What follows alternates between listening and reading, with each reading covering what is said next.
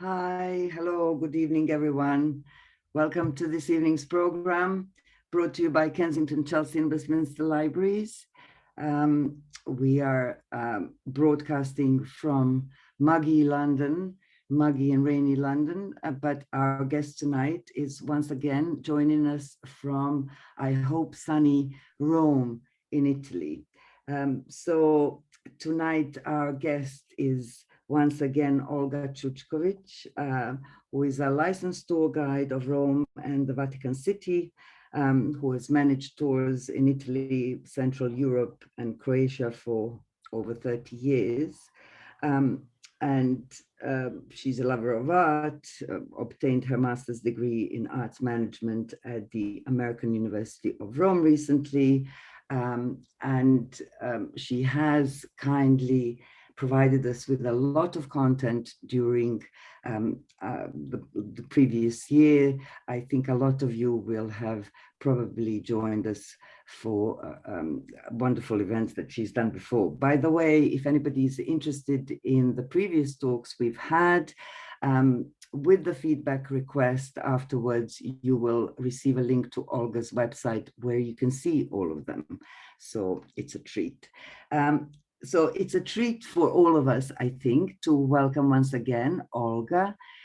Hello, Olga. Hello, Nina. Let me switch on my video. Hello, everyone. Good evening from sunny Rome. It's been a wonderfully sunny, beautiful, beautiful weather. So we are very blessed with that.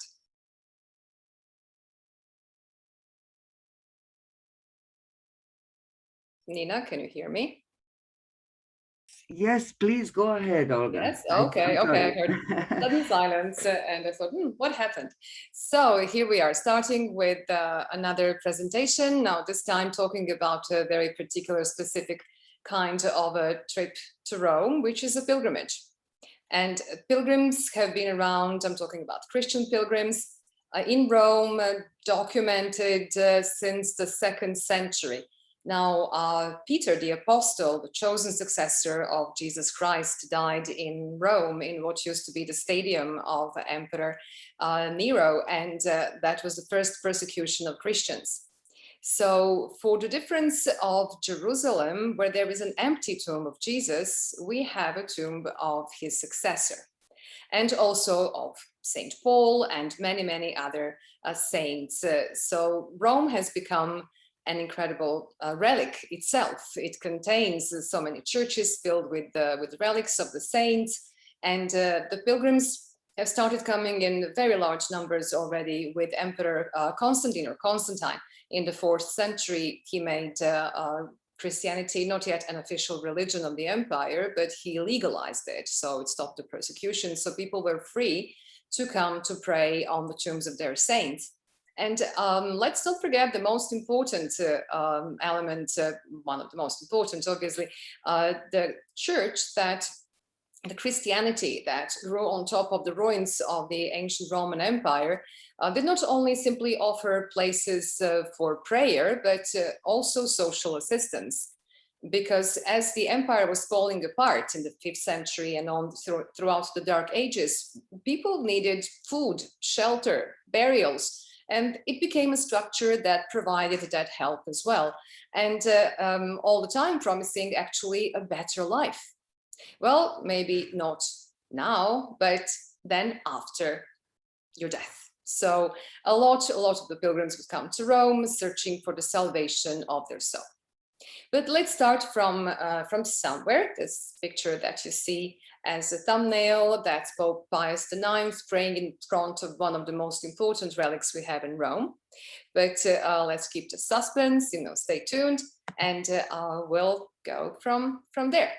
Now, there are 3 major places of pilgrimage. Of course, Jerusalem, number 1, and Santiago de Compostela in Spain, and then Rome. And the Christianity proved to be the glue between the people of the Roman Empire and early Christians and the newcomers, the so-called barbarians, the Northern European tribes, and eventually everybody became Christian.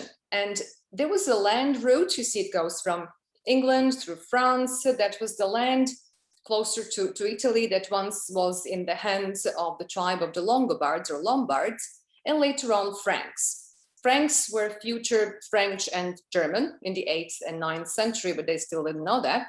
And the name of the road, Francigena or French, comes through France, through the land of the Franks.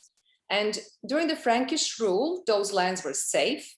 And there was a lot of traffic all the way down, you see here, to Rome. And then people would go to the bottom of the Italian boot and they would sail to the Holy Land. But with the Middle Ages, which lasted for 1,000 years, Dark Ages, there was no longer the regular traffic offered. And eventually there were the naval battles in the Mediterranean between the Christians and the Muslim. So that became very unsafe. And especially also after the Crusades, a lot of people concentrated for the pilgrimage on Rome, because going to Jerusalem was either impossible or extremely difficult. So this is the Franciscan Road, or Francigena. And this is now a map of the Holy Jubilee year in 1575. So we are past the Middle Ages, but we'll be going back and forth. And here I wanted to show you with my little laser. Here is St. Peter, but not St. Peter as we know it, because the major stretching of the central nave and the embrace of Bernini came later in the 1600s. But you see the old structure and the statue or image actually of St. Peter. And people who were coming from the north, and mainly they were coming from the north, they would go to different churches. There were many itineraries, but St. Peter's tomb was the number one and the most important. And from St. Peter's, they would go to St. Paul. You see here, this is actually southeast. It doesn't look like that on this map. So St. Paul, they would go to St. Sebastian on ancient Appian Way. That is where there's the body of St. Sebastian, the martyr who died in the 3rd century. And then they would also go to Santa Croce. They would go to San Lorenzo, St. Lawrence, also called outside the walls. Same for St. Paul here to the right on the map. They're both outside the walls because there's this 3rd century wall built by Emperor Aurelian. And when the churches were important churches located outside, they would frequently be called like that, or fuori le mura. And then, of course, inevitable, there's St. John in Lateran, which is the cathedral of Rome, and also Santa Maria Maggiore, St. Mary Major. So 7 basilicas were on the pilgrim's route, and of those 7, 4 had the holy doors. And we'll get to the holy doors. And this is just one of 11 so-called Einsiedeln. I'm not sure if I pronounced that well. It's German. It's a monastery in Switzerland, where an anonymous pilgrim had drawn those itineraries, but also, you see, naming the sites, some of which are no longer there. And they were also suggestions for the pilgrims of what to see along the way. And it's maybe, it's a seed of tourism today. And it's not like, oh, that's pagan, so that's completely a no-no. Well, it was seen also as a triumph of Christianity over paganism. And frequently, a lot of that building material from ancient Roman monuments was used to build the churches or embellish them, as a sign of social prestige and importance. So here you see again just one of those itineraries. We're here at the top to the left. I'm pointing the Porta San Petri, so like the gate of St. Peter. And there's a bridge across the river of Tiber. We're going to take a look at that. So we'll see what pilgrims were doing. Again, the routes were changing also depending on the certain periods. Certain routes were privileged over others. And this is a this is a lovely map of Rome that you can see at the Vatican Museums in the gallery of the maps. And here at the bottom, you see St. Peter, and you see the Castel Sant'Angelo, Castle of the Angel, where in front there's the bridge that was built by Emperor Hadrian. So it was frequently the beginning of the pilgrimage. And on one occasion in 1450, there were so many pilgrims that the balustrade broke off, and some pilgrims, poor things, drowned and died. So I have to be careful in the crowds.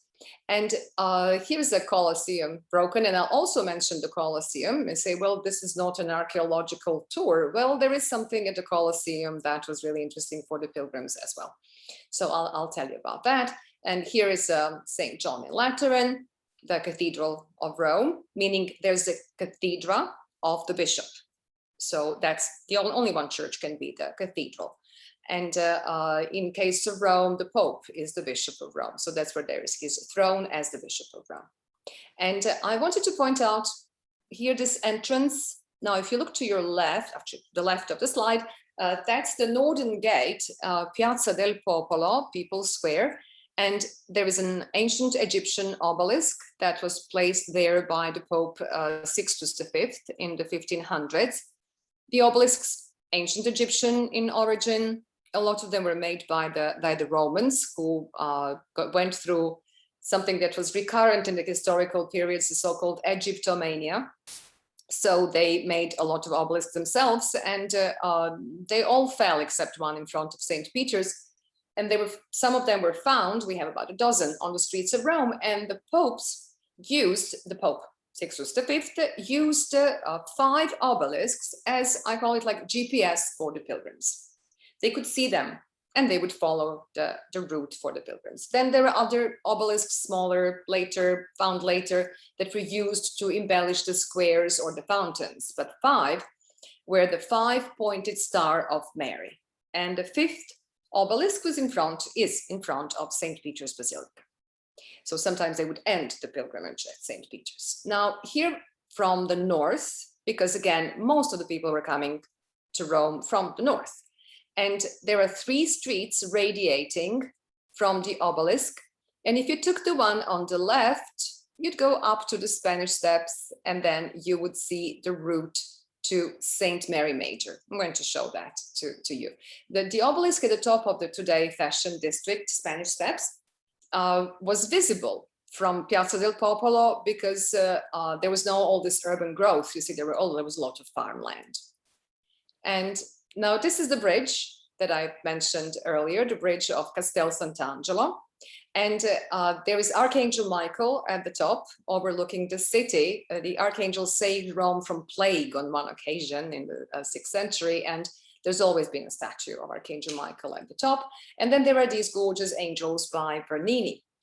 So the pilgrims, again, let's not say there was only one route. So frequently they would start to cross this bridge to Castel Sant'Angelo, the castle of the angel, overlooked by the statue of Archangel Michael at the top.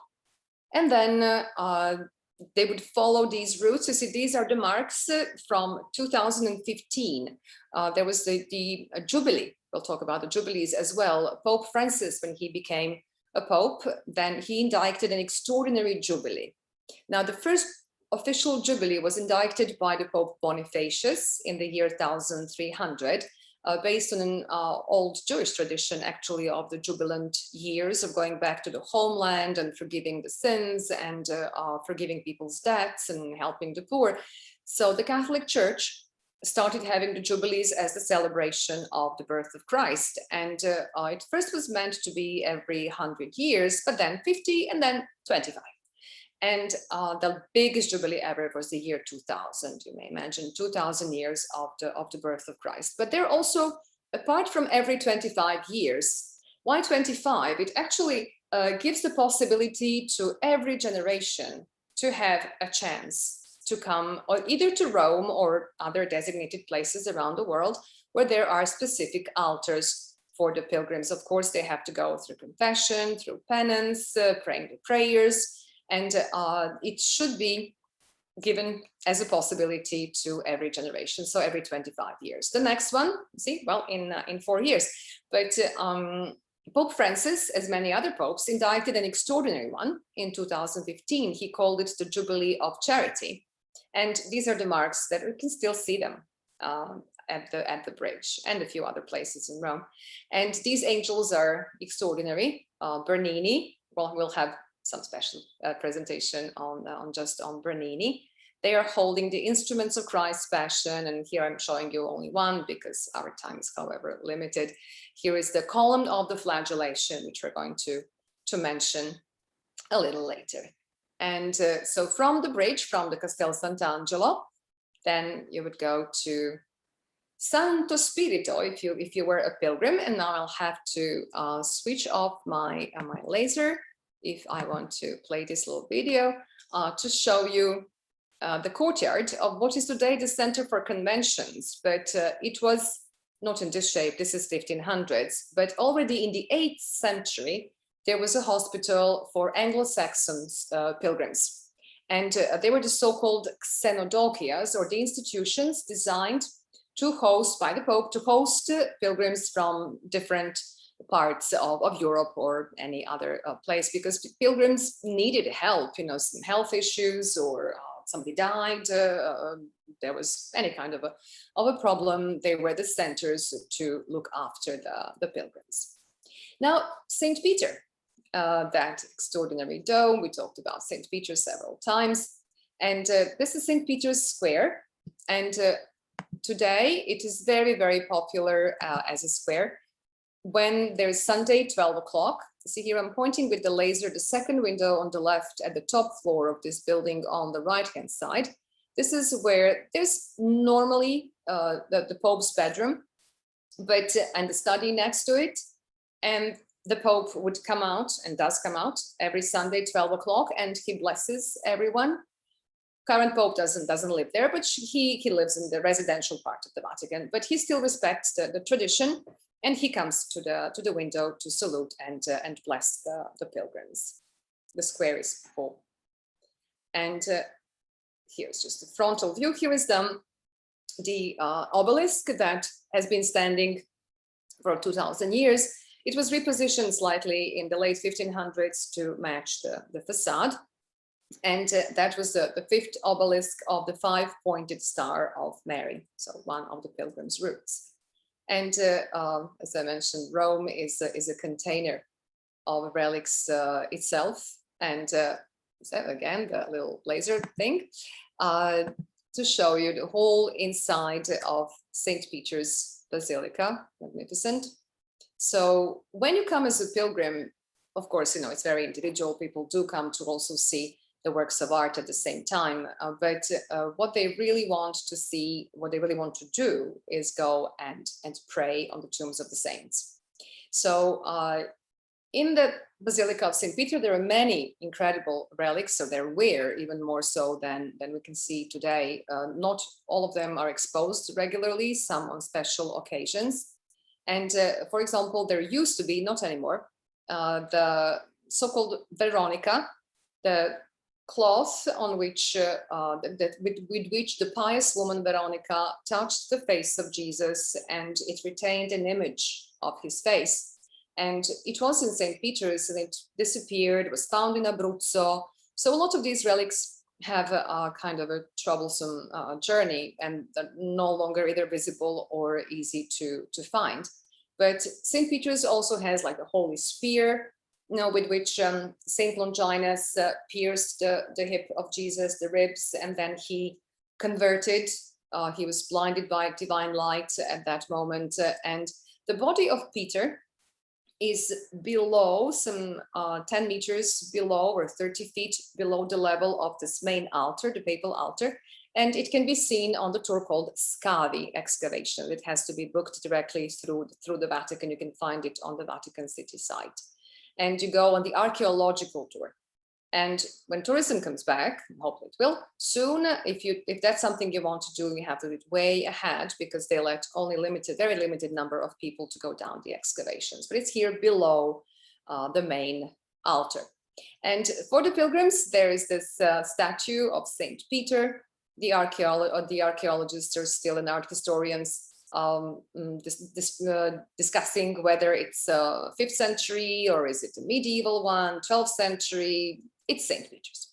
So the tradition requires that when you come to St. Peter's Basilica, you touch the foot of Peter to see how many people rubbed these feet. And for the good measure, there are some the bodies of the dead popes who became saints. Here is Innocent XI, who died 300 years ago, and he's got a silver mask on his face.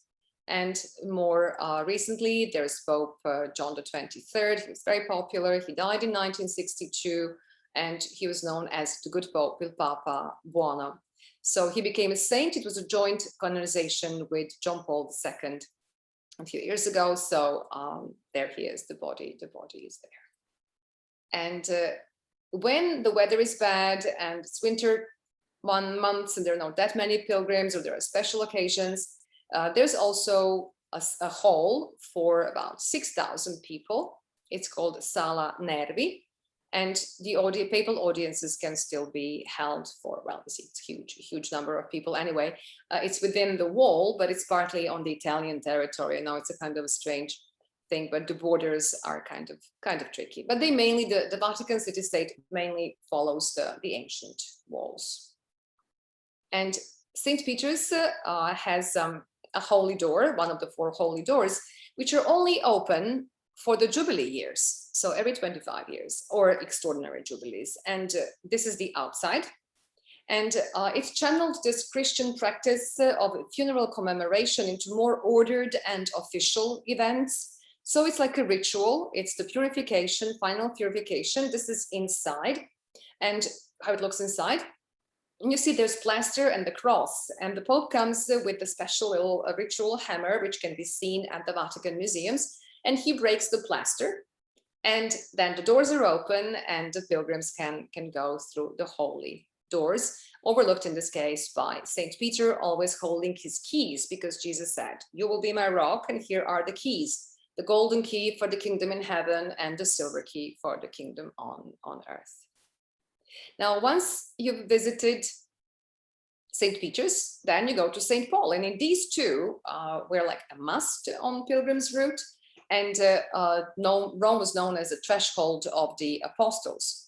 And this basilica, again known as St. Paul outside the walls, was built outside of the Aurelian walls, was built first by Emperor Constantine, then again 5th century, then it was medieval. It was burned in a big fire in 1823. So some things from the Middle Ages remain. It's an extraordinary church.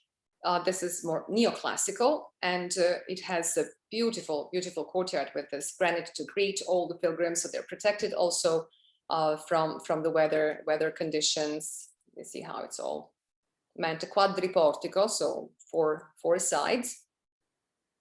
And inside, St. Paul outside the walls is huge, and this was rebuilt based on the model of the previous church, but it was the biggest church in Rome and of the Christianity before the St. Peter's was rebuilt and bigger than this. And there's, for Easter, there's a special Easter candlestick from the 12th century, really extraordinary, also work of art, it's mocking of Christ.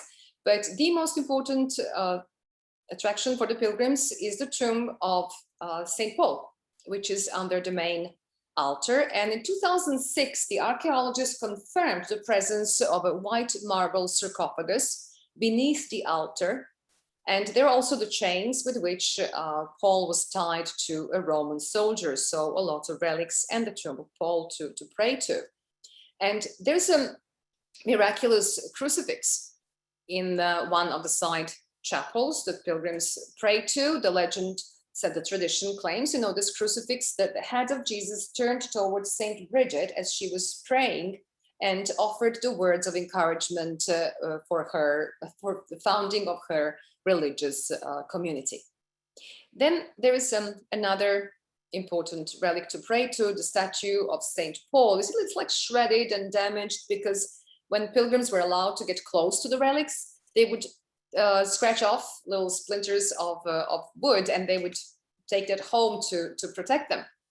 And in some of the catacombs, for example, where there were the bodies of the martyrs, in order to avoid people really touching, you know how people are, they want to take everything home for their sick aunt, there was a little hole through which you could lower down your scarf, a piece of cloth, to touch the body of the saint, and it would become a relic. It would have miraculous properties through the contact, ex contactum. So a lot of relics became relics through the contact with another relic. And there is an impressive collection of relics in the St. Paul, sorry. It's now in the museum in the cloister, and the most important would be the hand, the arm of Saint Anna, the mother of the Blessed Virgin. They contain the bones of the saint. And let's not forget, when you come to these churches, and especially in this one, you can pray for the Pope in charge, whose face is lit. There are all the popes, you can see them in St. Paul outside the walls, and you'll have Francesco, the Pope Francesco, and his traditionally has been ending his blessing on Sunday with, and don't forget to pray for me, and buon pranzo, have a good lunch.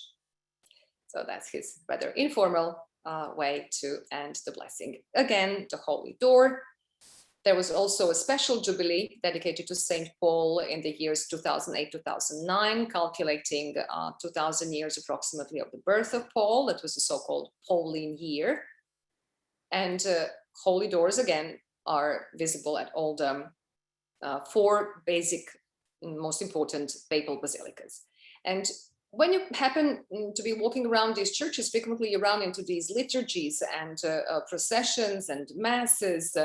The tombs of the saints went through, in a way, architectural manipulation, in a sense of adapting them for the arrival of increasing number of pilgrims and the masses and the liturgies that followed every ritual of pilgrimage as well. There was a special liturgy always to follow. And talking about St. Paul, this little church is not far away from St. Paul. It's called Three Fountains. According to the tradition, Paul, when he was beheaded, he was trying to escape from Rome. His head bounced 3 times and three fountains came out. And his body was transferred to St. Paul outside the walls, but it really is an ancient medieval church, as you can see from the relics, from the frescoes. Now, you have to, if you're a pilgrim, go to ancient Appian Road, the ancient Appian Way, where a lot of tombs of ancient Christians were, but also a lot of catacombs. And a church, Quo Vadis, Domine Quo Vadis, my Lord, where are you going? Now we go back to St. Peter, who tried to escape also, and he was on ancient Appian Way when he had an encounter with Jesus and saw him going to Rome, and he asked him, Domine Quo Vadis, my Lord, where are you going? And Jesus replied, I'm going to Rome to be crucified again. And Peter got the message, went back, and when he was to be crucified, he said, I'm not worthy to die the same as Jesus. Please at least turn me upside down. So this is a church dedicated to that traditional encounter. And inside the church, you see here at the floor, there is a relic. This is actually a replica, the original we're going to see in a minute, of the footprints of Jesus according to the tradition that remained on where Peter had the vision of Christ. So the whole church is dedicated to that encounter. Here's Peter on the left, and a modern piece of art where you can see the footsteps and the cross, and ubiquitous Father Pius. We're going to talk about him. He died some 40-something years ago, and he's the most popular saint in Italy. If you're looking for a miracle, Father Pius works the best, they say. And the catacombs. You see, for example, the Pope Callistus in the 3rd century was buried here, is buried here, and a lot of early saints, and however early Christians, because the community was offering the burial to whoever could not afford it. And not just Callisto, there's also a catacomb of Saint Sebastian and the Church of Saint Sebastian. On top of it, actually the Basilica, one of the 7. And so now we mentioned St. Peter, St. Paul outside the walls, and this is the 3rd one that we're talking about those 7 most important ones.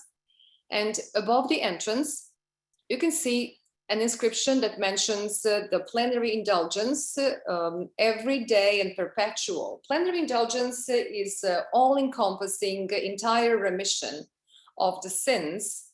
But we're talking about, I mean, the church is talking about the what you have to, what has to be expiated in the purgatory, so like a temporal punishment, because there's eternal punishment for mortal sins, and there's much more serious process to go through.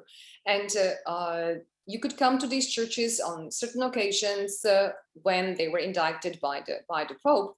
But in this church, you could obtain a plenary indulgence, again, if you went through communion, Holy Communion, prayer, confession. And inside Saint Sebastian, there were a lot of celebrations, and people wanted to be in close contact with the saint's relics. So they were close or behind little bars. But there's also graffiti. There's a lot of art that recalls the miracles that happened in this church in particular. Actually, down in the catacombs, where you cannot take pictures, there's graffiti that commemorates the alleged hiding of the bones of Peter and Paul during the persecutions. And then they were brought back to the basilicas of Peter and Paul.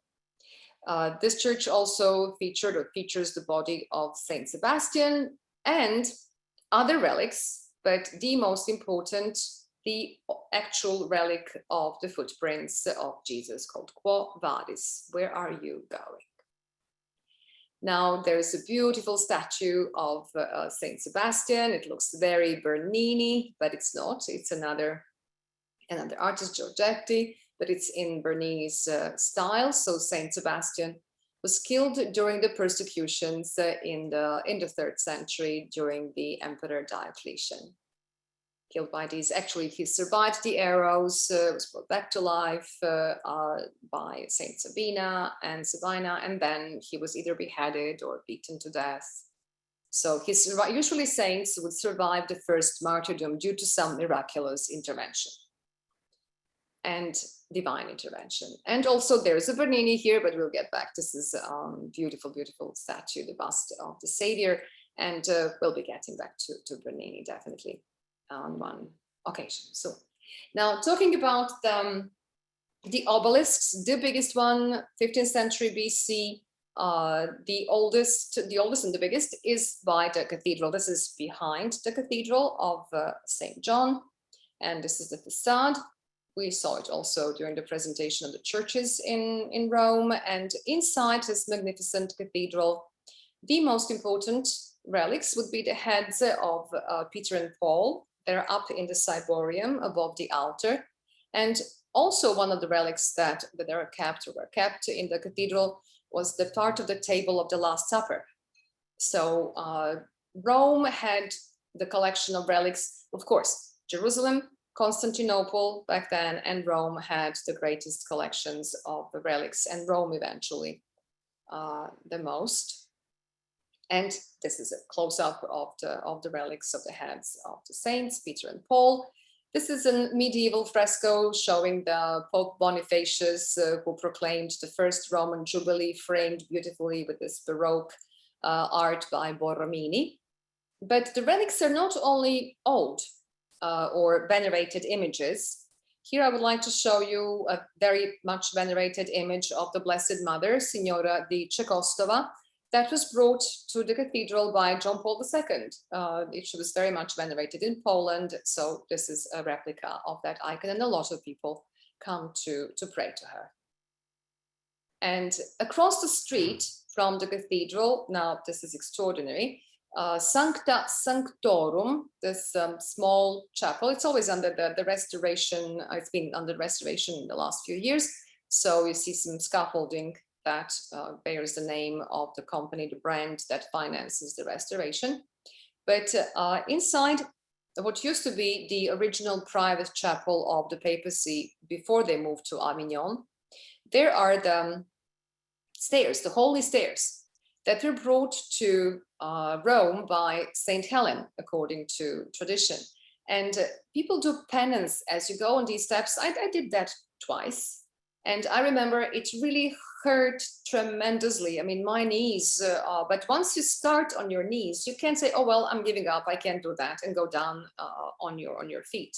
No, that would be totally lack of respect. So if it's something you want to do, you have to take into consideration that it's very, very painful. It may bring a little cushion, but it's still a penance that you do. The penance is central to pilgrimage in the Middle Ages. And if you did something wrong in the eyes of God, you committed a sin, in order to be forgiven, you must confess and do a penance. So holy stairs, and you climb to the top to see the relics contained in the chapel that used to be a private chapel of the popes in the past. There's this wood reliquary with the bones of 13 saints, and this is a class of an icon known as Acheiropoieta, painted by the angels or Saint Luke. It's not actually visible here because it's behind this medieval silver mounting. And at the top, there's a lovely mosaic, 13th century face of Christ looking at us. This chapel contains the relics, the corporal relics of Jesus and Mary. Now, what do I mean by that?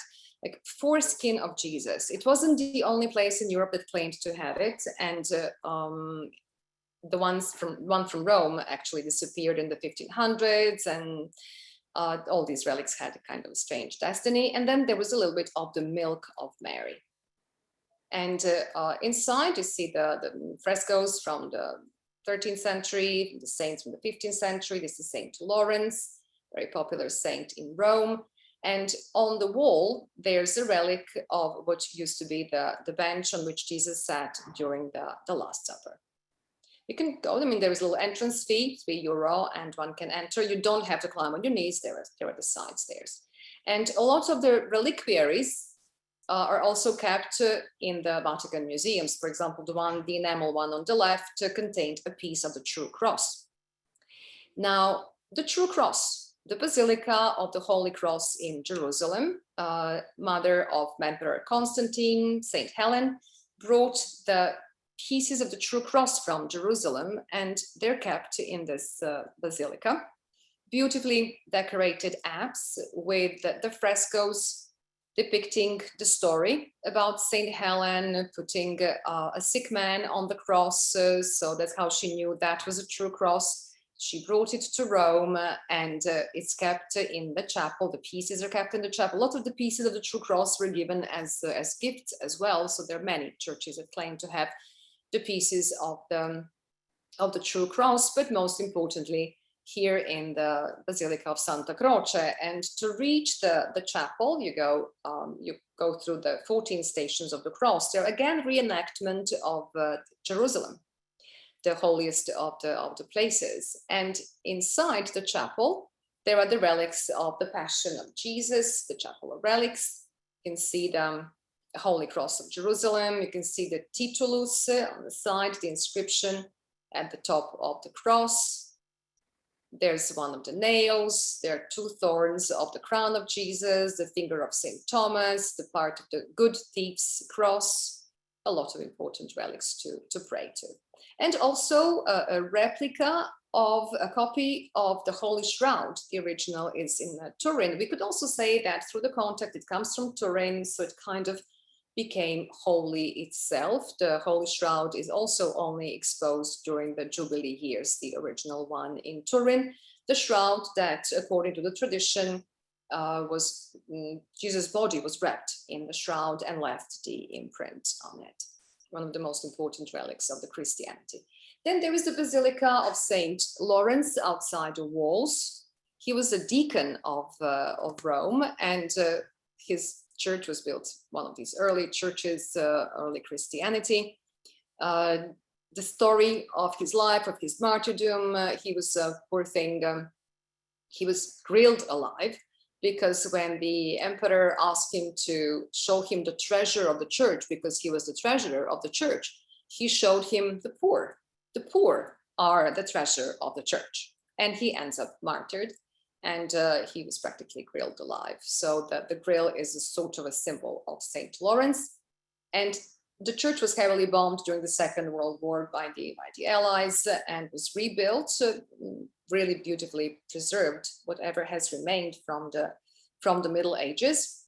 And frequently in the church, you can see the symbol of the grill for St. Lawrence. the legend goes that after a while, he said to his torturers, well, I'm done on this side, flip me over.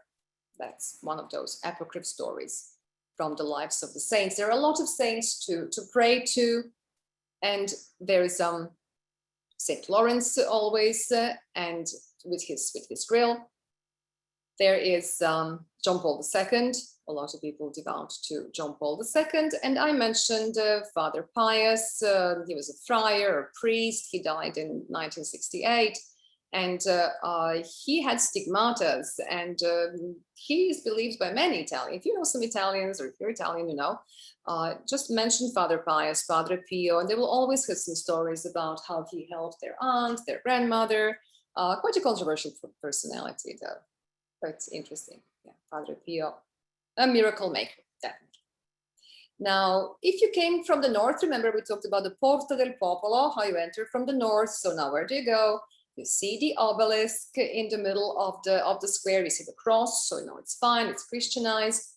And the central gate is actually the original old gate. And in the gate, you see the pilgrims would touch the cross. And these marks are from the 1700s, as it says from below. So they knew they were at the right place. So exactly 1700. So that's the year of the Jubilee. And here in the square, Piazza del Popolo, you just entered now, you turn around, and there's the Church of Santa Maria del Popolo, which when we talked about Caravaggio, I will just briefly mention Caravaggio, because a lot of pilgrims coming from north would enter this church. And here is the martyrdom of Peter. Again, more about Caravaggio was talked about during the presentation on two Michelangelos of Rome. Unconventional. And Peter's image was extremely important because he's the first pope. He's the Bishop of Rome. And let's not forget, this is 1600s. And we have to prove to the Protestants that we are better because we have the Pope and we have Peter's tomb. Extraordinary. Caravaggio, again, the Madonna of the Pilgrims with the famous dirty feet. That's how you would come, so after such a long journey. But in the same church of St. Augustine, I put the titles on some of the slides to show them the whole place. But there is this extraordinary statue of the Blessed Mother, who is believed to intervene for the pregnant ladies and guarantee the safe childbirth. So here, è nato Gabriele, grazie. Gabriele is born, and thank you, Our Lady. And so many people would come, and ladies especially, pregnant, of course, to touch the foot, to rub the foot of the Blessed Mother, that it had to be replaced with the metal one. So now we are good for a few centuries to go. And then there's, of course, Caravaggio. This is the same route from the north in St. Louis of the French. We won't talk about Caravaggio much, but I just wanted to, because we did. And you can find that recording on my site, olgarome.com. But here I wanted to show how, if you look to your right, Jesus is choosing Matthew, but he's covered with this man turned to us with his back. That's Peter, and that image was added later because it was again later by Saint Caravaggio, like a second or third version, because again we have to stress the importance of Peter, when people coming to Rome, the importance of the papacy. And now I mentioned that when you entered from the Piazza del Popolo, you could see this obelisk at the top of the Spanish Steps. Unfortunately, these azaleas are not there all the time, obviously, just about a month when they blossom. So it's in May. And I was there in May to take this picture. And if you went to the top, you'd see this obelisk. And then you look to your right, and there you are. So this picture at the far end is the obelisk at the top of the Spanish Steps. And behind you is Santa Maria Maggiore, Basilica of Saint Mary Major, with the third obelisk on the pilgrim's route. So connecting across the three hills of Rome. That would also be the path, come from the north, go Santa Maria del Popolo, Spanish Steps, there is a Church of the Holy Trinity, and then Santa Maria Maggiore, Saint Mary Major. Legend puts it to the 4th century, probably 5th, after Mary was proclaimed the mother of God and not the mother of Christ. And here we are inside the Basilica. And we're back to Pope Pius IX. He's praying, he was the Pope in the 1800s, but he's praying in front of this incredible relic that features the cradle or manger of Jesus, one of the most important relics of the Christianity, which was on loan. Pope Francesco gave it to Jerusalem for a special occasion recently. So it is sharing of the holy objects they're so important for the pilgrims. In the same basilica, there is a miraculous image of Mary. It's like an icon. It's called Salus Populi Romani, like the literally health of salvation of the Roman people. She's the protectress of the health. It's a Byzantine icon. It arrived in Rome maybe 6th century, and it is one of those so-called Luke images painted by the angels, not by human hand, according to the tradition, and it's a Roman Catholic Mariological symbol. So again, in Santa Maria Maggiore. Then again, the Holy Door. But around the St. Mary Major, there are a lot of small churches that are also visited by many pilgrims, like Saint Pudenziana. She was the daughter of the senator called Pudente. And he was a follower of Peter, a martyr and a saint later. And it is believed that it was his home that is about 9 meters below the ground of the church, and that Peter lived here for 7 years. And Santa Pudenziana also has this extraordinary mosaic from the 4th century, heavily restored, yes, but one of the really extraordinary pieces from early Christianity. In the same neighborhood, there is also Santa Praxede, who was the sister of Pudenziana. And in that church, there are these mosaics. So we talked about them in the presentation about the churches in Rome. But the pilgrims would come here to go to this chapel that we saw talking about the mosaics. But in this case, what we really want to see is the relic of the column of the flagellation. Again, there are 3 columns of the flagellation, and they are, well, one in Rome, then one is at the Holy Sepulchre in Jerusalem, but it's of the red porphyry, that special volcanic magma rock from Egypt. And then the 3rd one is in the St. George Cathedral in Istanbul. It's the principal Orthodox cathedral, but it's made of dark granite. So since the Second Vatican Council recently, actually the church stopped insisting on authenticity. Yes, it's the question of faith.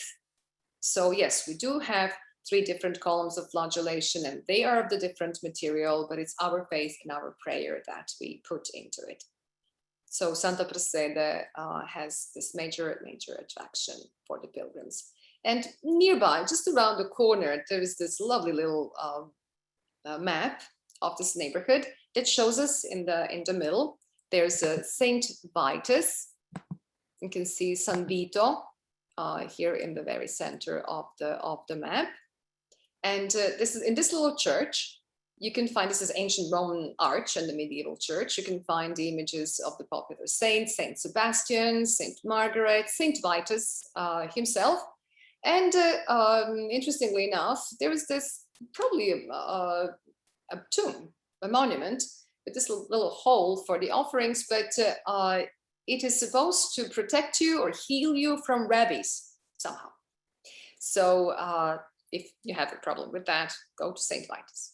And on many churches, there were these inscriptions that talked about indulgencia, indulgences. The Catholic Church used to sell indulgences, the forgiveness of the temporary sins, temporary punishment for the sins, which usually refer to the purgatory. And for certain penances or prayers, you would get the indulgence of a certain period of time. It could also do it for the dead. It could be for somebody that you would like to pray for the souls in the purgatory as well. And indulgences are one of the main reasons for the birth of the Protestantism, and of course many others, but we won't go into that now. But the indulgences were very much criticized. So how can you buy the forgiveness of the sins? Now, this is St. Ignatius of Loyola, again, another church about which we talked when we're talking about beautiful art and perspective ceiling and all that. But in this case, I really wanted to show you the relics that are contained on one of the altars in the St. Ignatius of Loyola. Romans did or did not sell relics. They actually peddled oil that had been near tombs or tokens with Peter and Paul, and later the face of Veronica, the imitations of the Veronica. Or they would be also selling the wax discs with the Lamb of God. But there was a market for the relics, and a lot of the bones of the regular Christians who were buried in the catacombs were frequently sold as saints' relics at the medieval, let's say, black market. And here in these boxes, you can see a lot of the bones, and you see small skulls. They usually say, though, they are the skulls of the children who were killed during the slaughter of the innocent, that Herod, the king, indicted to trying to kill baby Jesus. Now, if people come to the church, more relics you have, more people will come to pray, and those who believe their prayer was fulfilled due to the intercession of a saint, they used to bring these beautiful hearts of Jesus, the flaming hearts, and frequently with the letters engraved PGR, per grazia ricevuta, for the grace received. You can still find it in only one shop in Naples. Naples is amazing. You can't find these anymore, but people, can give something else. They can help somebody. Instead of giving a little object, there's always a way to thank for the blessing. And in Santa Maria in Trastevere, there is a lovely environment and art and history and all that. But I wanted to mention the statue of Saint Anthony of Padua. If you lost your keys, if you lost anything, your cell phone, Saint Anthony of Padua, he finds the lost things. And if you wish, you may leave a little petition. Dear Saint Anthony, could you please find this or that for me? He usually does. He's good at that. And if not Saint Anthony, you can simply say a prayer for someone and light a candle. It's always good to receive prayers. Then musicians, they would like to come and say a prayer to Saint Cecilia in Trastevere. She's credited with the invention of the organ. That's not historically truth, but there she is, her body in this beautiful marble statue. They believe that's how she was found, and a sculptor in 1600s made this gorgeous statue of Saint Cecilia. So music, there you go. And Saint Sabina or Saint Sabina, you would like to go to pay homage to see the first known image of the cross. You see here at the top on one of the panels of this 5th century door, heavily restored, but still 5th century door, there's the first known image of cross. Crucifixion was for the worst criminals, and it wasn't really used much in the early Christianity. So you don't see the cross in the catacombs. So it becomes a symbol of salvation, especially with Saint Helen bringing the true cross from Jerusalem. The church is extraordinary with these ancient Roman columns, and it's the headquarters of the Dominican order. That's why there is such prominent image of Saint Dominic. And now I promised would go to the Colosseum. Why would we go to the Colosseum as a pilgrim? Well, in the Colosseum, there is a reminder of how it was a holy place. It still is. There is a little chapel that the parish people, they can go, and everybody can go, but there is a little chapel where there's still the Mass on Sunday morning. It's not visitable regular tourists. And there is this ideal image of Jerusalem on one of the arches, and you see the crucifixion here at the bottom to the left. And inside the Colosseum, there was also there were the Stations of the Cross. Now there is like reenactment of just the first station of the cross. But on one of the arches, you can also see this sign that says, you see here at the bottom, baciando la Santa Croce, si acquista un anno e 12 giorni di indulgenza. What does that really mean? Is by kissing this holy cross, you will acquire 1 year and 11 days of indulgence. So maybe it's worth it. And then there's St. Peter in chains with the famous statue of Moses. But if you're a pilgrim, you will come not for Moses, well, that too, but you will come for the chains of Peter.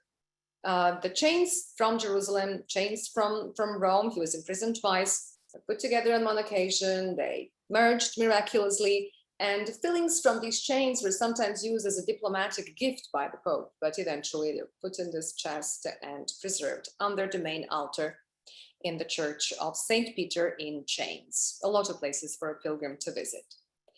If you come by train from Termini railway station, you will now be greeted by John Paul II, this modern statue that did not meet everybody's approval, and it was redone a little bit to be made more acceptable for artistic eyes. But whatever you may think of the statue, the meaning is the embrace. John Paul II is embracing you. And he had a lot of initiatives in the suburbs of Rome. So we'll just jump quite far away now. The Church of Millennial Church, that was designed by Richard Mayer for the biggest jubilee in the history of the Catholic Church. And it was a part of the rejuvenating of the parish life in the suburbs. That was a big initiative that was meant and created by John Paul II. So these are 3 wall-like sails. They're referring to Trinity. And those of you who have seen my presentations so far, you know that usually, actually always, I end up with something about food, because after a presentation or after a pilgrimage, you're certainly hungry. But this time it's not going to be a true food, a real food, but it's going to be the so-called Cappa Santa, or the holy shell. That was the symbol of the pilgrims. It is the symbol of the pilgrims. It found its way everywhere in, especially Catholic art, obviously. And for the pilgrims, if you did the Camino, the walk of St. James, Santiago de Compostela, you would have it sewn on your pilgrim's robe. Or as pilgrims, they would have it on their little belts, like ropes. And, you know, we take our spoons and forks for granted, but those were the luxury in the past.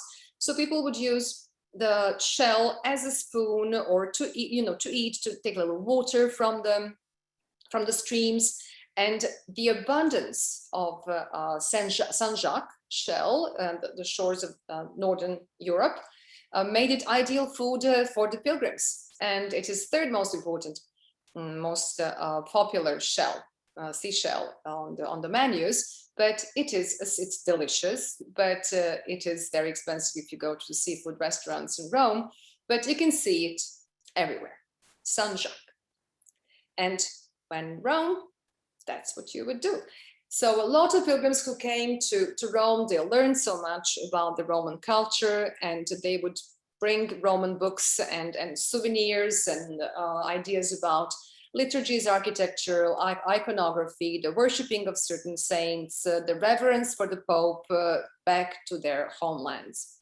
And they established this Christian culture in Europe and worldwide. So whether you come to Rome as a pilgrim or as a tourist, you're always welcome, but you cannot avoid touching or seeing the pieces that are very heavily connected with the tradition of the pilgrimage. So I hope that it was intense, but I hope you enjoyed it and got some ideas about maybe your own pilgrimage and the prayer. Thank you very much, Olga. You've neatly brought us to the end of our advertised time. So I will take a moment to say thank you to all the lovely people who have joined us tonight and were not watching football or sitting in the pub, which are now open. So if you have to go now, please do. The others, if you can stay, we have a couple of questions now, There are probably some more. So Olga, if you're okay, we can try and go through a few of these. Absolutely. For those who have to leave us, thank you for coming, and hope to see you again. And for the others, Jenny says, do we have any idea how many pilgrims visited Rome each year in the Middle Ages, and where they came from? Would most of them have come from other Italian states or further afield, I assume? Exact numbers for the Middle Ages are always difficult because Rome itself did not, in the Dark Ages, did not have more than maybe 20, 30,000 people. So when we talk about the Middle Ages, it is the period of 1,000 years, where from the 5th to the 15th century, so the first few centuries, the Dark Ages, the traveling was really problematic, so the number of the pilgrims would have been very reduced. Now, as of the year 1300s, you could talk about tens of thousands or even hundreds of thousands where that happened, the collapsing of the bridge in 1450. And today, in the modern times, of course, there are millions of people coming especially for the big Jubilee of the year 2000. We're talking about millions of pilgrims. Frequently, it's a combination of what you do. You're a pilgrim, but you visit as well. So you don't really classify. What classifies exactly as a pilgrim are the people who come on a pilgrimage with their parish, with the priest who is their spiritual leader.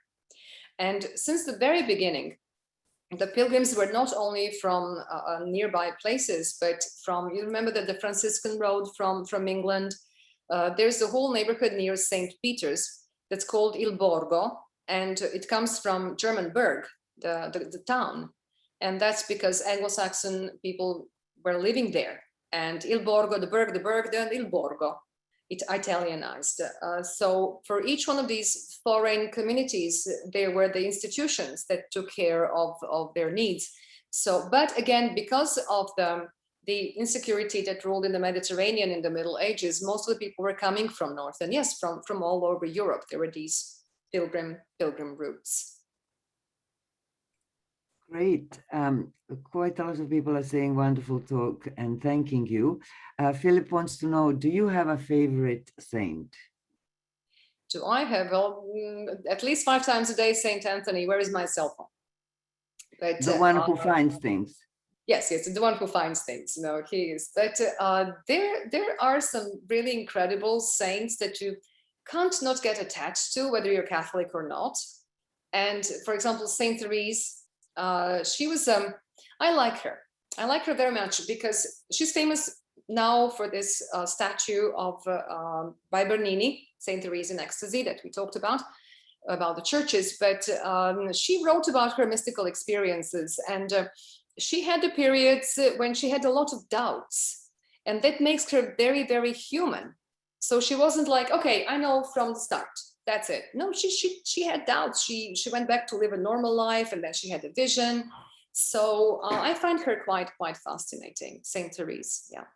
Relatable somehow. Relatable, yes. Like, okay, girl had doubts, Brilliant. I remember when I was in Rome, although I am an atheist from birth, I was really impressed by Santa Cecilia and this beautiful statue that you showed. It really made you feel emotional somehow, being in the presence of that statue. Tell me, what do you think about these?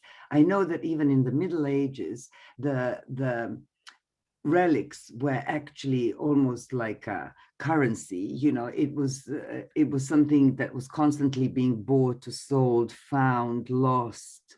What do you think, is any of it actually real, like the chair from the Last Supper? It's probably just the tradition that makes it, and what you said, the faith that people have towards the object that makes it into a relic that's worth of veneration. But nobody has any proof of any of that. Now, are you trying to make me excommunicated? No, I'm just kidding. I'm not Catholic, and I remember when I started working as a tour guide when I was 18 in Dubrovnik, when we first did exam, and all that, but there were these relics at the cathedral, the head of Saint Blaise and the legs, and I was so young, I just didn't question it. Okay, it's there. So it is extremely, even for the church, as I mentioned, Second Vatican Council, they just stopped insisting on the actual authenticity. For some relics, you could relate to the tradition. For example, let's say and now I'm just hoping not to touch anybody's feelings, but for example, the chains of Saint Peter, they're first mentioned in the 7th century. The holy stairs, even in the guidebooks, it says those are the stairs from the 9th century from the Pope's premises. So you can find always this according to the tradition. But of course, if it's your faith, then for me, it might as well be, because who could really, really say that something was or wasn't done or brought 1,000 years ago, 2,000 years ago? It's really problematic when we talk about the relics that claim to be 2,000 years old. As I mentioned, the foreskin of Jesus, which was extremely venerated or the milk of Mary, because they were the corporal parts, the only corporal part of Jesus that would be on this earth. And at least 3 churches claim to have it. Go figure, the true cross, how many pieces of the true cross you can find throughout the world. At that point, I believe the wisest thing is to say, this is a holy object, my prayers are in it, and so many people's prayers. Again, as I mentioned, I'm not Catholic, but I worked a lot with Catholic pilgrims in Maggiore, in ex-Yugoslavia. And honestly, I'll share with you, a lot of miracles in my life had happened through the people I met in Maggiore. They helped me survive in Italy, literally. So if you wish, that's a miracle. I don't know if Mary is responsible or good people, or is it Mary through them, or is it just them? I don't know, but I'm just grateful. That's a great story. Thank you for sharing that story. That's really kind of brings a totally human dimension to the whole question of faith. Andrea wants to know, did you say that the silver hearts are no longer available except in Naples? Those gifts. I haven't seen them in any other filigree shops, because it's no longer the tradition to give that kind of a gift. It's a part of historical tradition, but Naples is crazy in a good way. When people ask me, what do you think about Naples? I always say this: it's dangerous, it's dirty, it's horrible, but I absolutely adore it. And it's amazing place. And I remember seeing there a little shop with, like little hands and legs that you would bring to the church as a votive, either a gift or a prayer.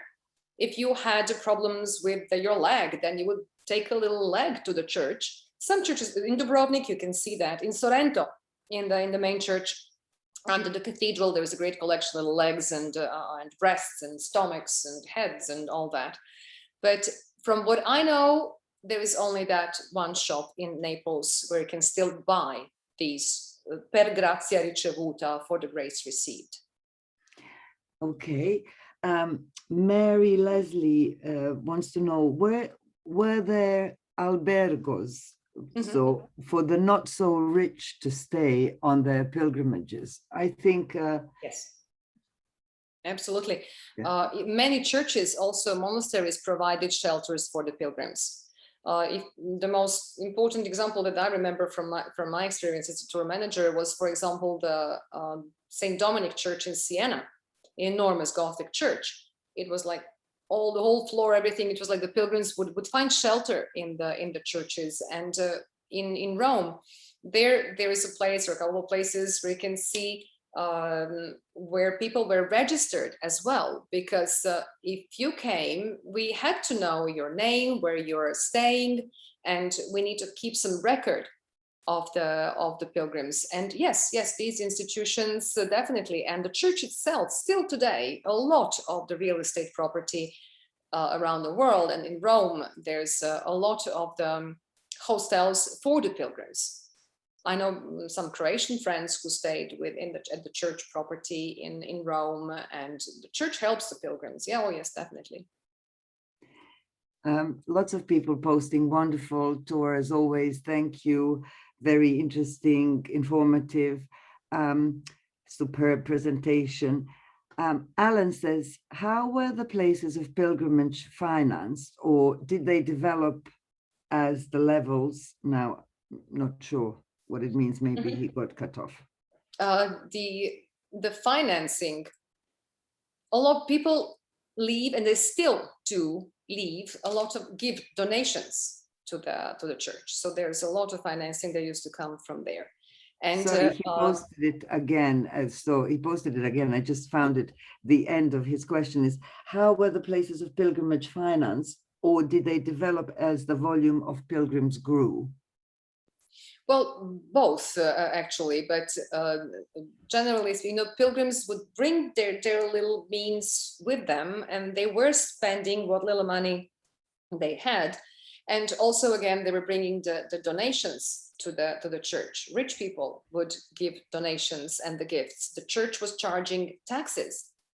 And it's still in some countries, and still today, for example, from our taxes, we have this, it's called 8 per thousand that goes to the Catholic Church, unless you determine definitely. You can say, I don't want that to go to the Catholic Church, I want it to go to this other organization. There's plenty of choices.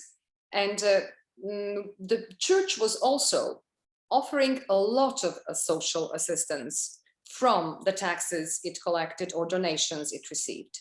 So it is a combination of both. If you were poor, you could count on being taken care of by the church, while those who had income had to pay taxes to the church. So it's a structure that finances itself, but also offers social assistance.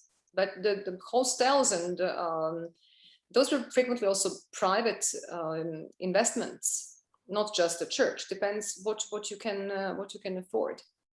But if you couldn't go into a fancy accommodation, there were these institutions for different countries. Xenodokia, also the ugly word xenophobe comes from xenodokia, the foreigner. So the foreign institutions that helped their own to get help, food, assistance, directions, instructions. Okay. There's a lovely question from Cece, something I'd like to know. She says, I'm always curious about the floors of the churches. Were there artists or artisans for the floors specifically as well? Yes, definitely. Although you can also already find some beautiful examples of bits and pieces of marble used to decorate ancient Roman marble, recycled to decorate the floors of the churches. The real huge, beautiful enterprise was the Cosmati, the family in Rome, and it became the name of the style, Cosmatesco. It's those, the circles and rhomboids and triangles and squares, always made of recycled bits and pieces of reused pieces of ancient Roman marble. And it's not just, okay, let's put a circle here, circle there. They're also indicators for the clergy, for the liturgy, where to stand, who stands where. So there's much more meaning into that than just plain decoration. And the Cosmatesque, it maybe they're a family or a clan, or maybe it comes from cosmesis, the Greek for embellishment.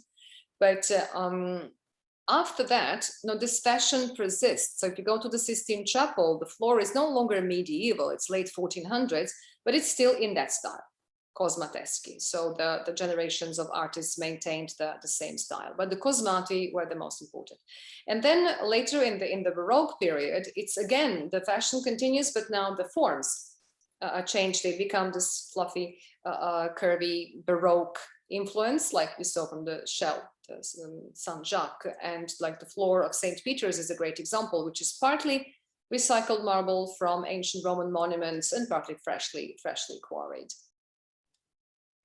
Wonderful. Olga, I think we've come even to the end of the extra time, to use the football terminology.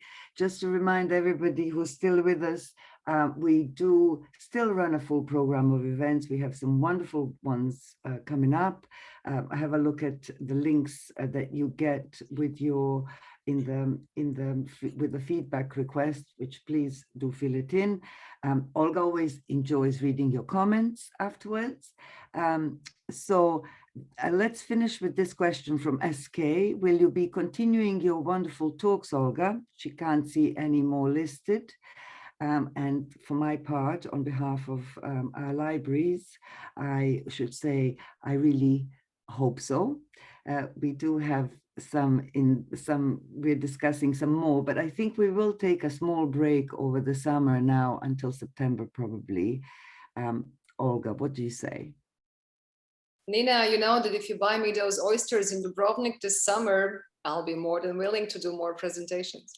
There you go. So I've got you in the palm of my hand. Yes.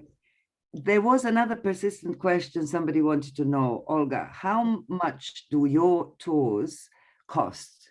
So if somebody comes to Rome and says, hi, Olga, I've been to one of these things and I think I want you to show me Rome, what would they need to pay? Why don't you send me an email? Well, on my site, yes.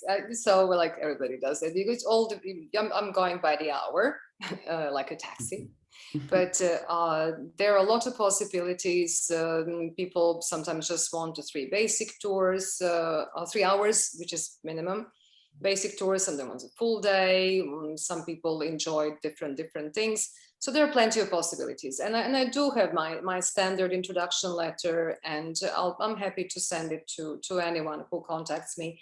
So if you go to my site, olgarome.com, and you send me your contact, your inquiry, and then, you know, no obligations, obviously, you know, there it is. And the only thing, again, I already mentioned that in some presentations, if you're planning for June of any year, months and months and months ahead, if not a year, because June is the busiest month. Try to avoid it, actually. Why would you be there when everybody's there? Because people have obligations, they have to be there. But if you don't have to, then it's good to avoid the busiest times, and then you have more. Sorry, I might have missed something. Why is June so important? Why is June so busy? Because it's absolutely the craziest and the busiest months of the year. I mean, I get booked normally like 2 years in advance for June. And then people come, oh, when we're coming, you know, in 2 days in June. No. Okay. So it's just an advice. It's just an advice. June and September, the busiest. For example, people think that August is the busiest. It's not. People are on the beach. So actually for us, it's low season. And now with the climate change going berserk all over the planet, the winter months are actually, you know, they have always been relatively pleasant. You never know when it's going to rain, but it's not that cold. So October is beautiful. And also try to avoid avoid Easter. If you're coming as a pilgrim for Easter, then you're coming as a pilgrim for Easter. But calculate that it's completely, entirely crazy. And then it's really, really difficult to organize things and avoid horrible crowds. They're nice people, but they're horrible crowds. And also, you know, the spring break, when you have all the schools, you know, that's again like April. And so, you know, just take these things into consideration when you're planning. And I'll be happy to send my rates, and just send me an email, and then no obligations whatsoever, obviously. And advice as well, obviously. Yes. If anybody is thinking of Rome, there was somebody in the chat who said they would travel from Scotland to Rome as soon as there's opportunity. So you have a contact in Rome. And she can give you all the info you need beforehand, and probably very sound advice from what I know. Yes, you know, and you know how many times I sent people, you know, okay, this is what you can do. There's my presentation a day in Rome, and there's so many suggestions there. So, I mean, if somebody's on the budget, you know, cannot just use some of those directions and do that.